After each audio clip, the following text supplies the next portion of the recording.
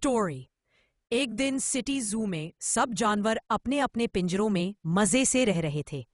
वहां एक शानदार बाबर शेर भी था जिसका नाम था बाबर शेर। उसकी शान देखकर हर दिन बच्चे उसे देखने आते थे। उसका सोना जैसा रंग, घनी जुल्फे और जोरदार दहाड़ सबको दीवाना बना देती थी। लेकिन बाबर शेर के दिल में एक छोटी सी बात छुपी थी। उसे जंगल की याद आती थी।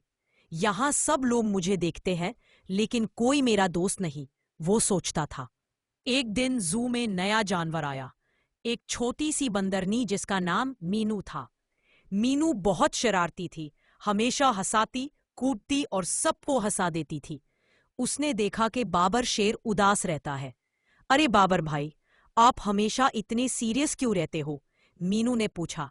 बाबर शेर गरज कर बोला, मैं शेर हूं, शेर हमेशा गर्व से रहता है, हंसना उसका काम नहीं। मीनू हंस कर बोली, लेकिन शेर भी दोस्त बना सकता रहे। उस दिन से मीनू रोज बाबर के पास आती, उसके पिंजरे के पास बैठती और मजेदार कहानियां सुनाती। धीरे धीरे बाबर शेर भी मुस्कुराना सीख गया। एक दिन जू में तूफान आ गया, पेड़ गिरने लगे और मीनू का पिंजरा टूट गया। वो परेशान हो गई, हवा से उड़ती हुई पानी में गिर गई।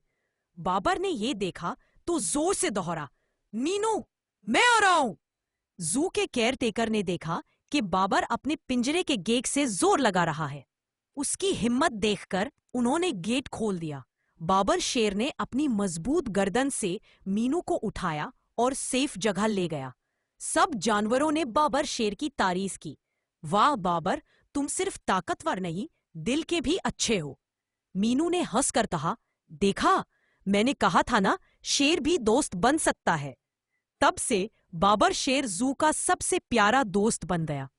वो बच्चों को दौड़ कर नहीं, मुस्कुराहट से मिलता था।